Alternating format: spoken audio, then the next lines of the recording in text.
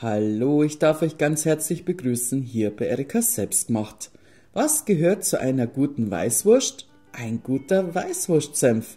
Und wie man den ganz einfach selber machen kann, das zeige ich euch jetzt. Die Zutaten dafür könnt ihr jetzt einmal nachlesen oder unten in der Videobeschreibung nochmal in Ruhe.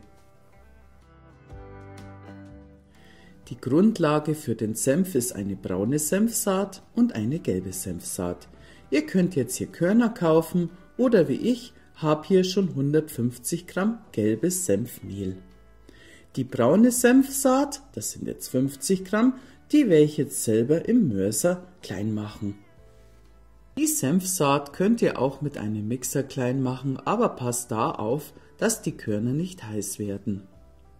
Das braune Senfmehl gebe ich jetzt zu dem gelben dazu. Das braune Senfmehl ist das schärfere und das gelbe das mildere. Ihr könnt jetzt hier spielen, wie mild oder wie scharf ihr euren Senf mögt. Das Senfmehl ist jetzt schon mal vorbereitet. Jetzt gebe ich noch Gewürze hinein. Die kommen jetzt auch gleich in den Mörser. Ein Pimentkorn, 2 Wacholderbeeren und 2 Pfefferkörner. Das Lorbeerblatt brauche ich gleich später. Das mache ich jetzt mit dem Mörser auch einmal klein.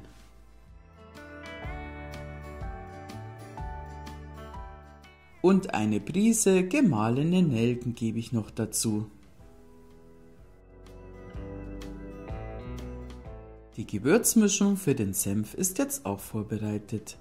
Wir benötigen jetzt noch eine Zwiebel, die habe ich schon mal geschält und die werde ich jetzt einfach nur vierteln.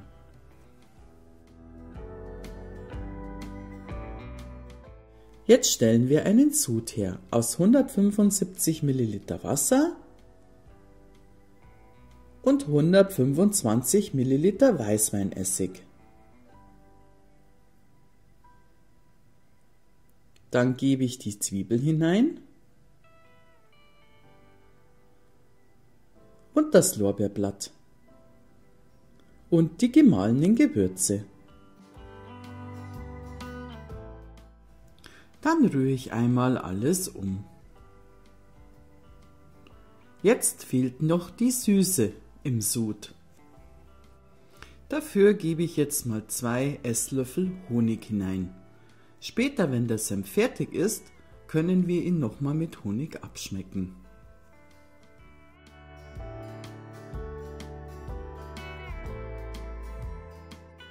Dann stelle ich den Topf schon mal auf den Herd. Eine Prise Salz geben wir noch hinein und 100 Gramm Rotzucker. Der Sud für unseren Senf muss jetzt einmal richtig aufkochen.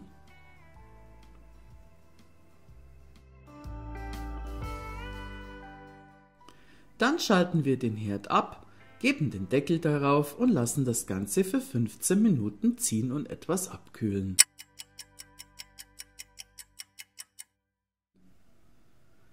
Jetzt geben wir den Sud in unser Senfmehl.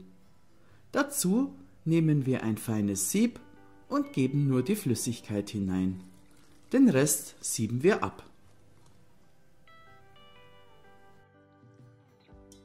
Die Restflüssigkeit streifen wir dann noch durch das Sieb.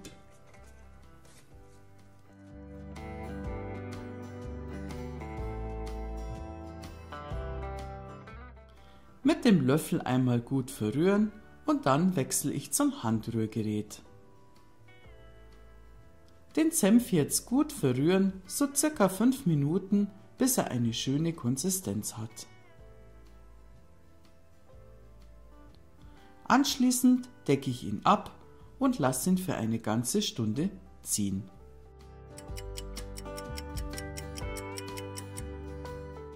Den Senf schmecke ich jetzt einmal ab. Wie viel Süße ich noch benötige oder auch eventuell noch eine Prise Salz. Ich gebe jetzt noch einen Esslöffel Honig dazu. Den Honig rühre ich dann nur noch ein und jetzt wird der Senf abgefüllt. Für diese Menge benötigt ihr 2 kleinere Gläschen. Die solltet ihr vorher sterilisiert haben, sowie die Deckel. Beim Abfüllen des süßen Senfs solltet ihr darauf achten, dass ihr nicht so viele Lufteinschlüsse habt. Eventuell die Ränder noch säubern und dann verschließen wir den Senf mit den sterilen Deckeln. Der Senf sollte jetzt noch für 3 bis 4 Tage nachreifen im Glas. So ist er jetzt für ca. 6 Monate haltbar, kühl und dunkel gelagert. Ich wünsche euch jetzt ganz viel Spaß beim Nachmachen von einem selbstgemachten süßen Senf, in dem wir wissen genau, was drin steckt, nämlich nicht so viel Industriezucker, keine Geschmacksverstärker, sondern nur, was wir ins Glas gegeben haben. Und wie man richtig gute Weißwürst macht, na, das erfährst du auch hier auf meinem Kanal. Ich wünsche euch jetzt alles Gute, bleibt gesund, bis zum nächsten Mal. Hier bei Erikas Selbstgemacht. Servus.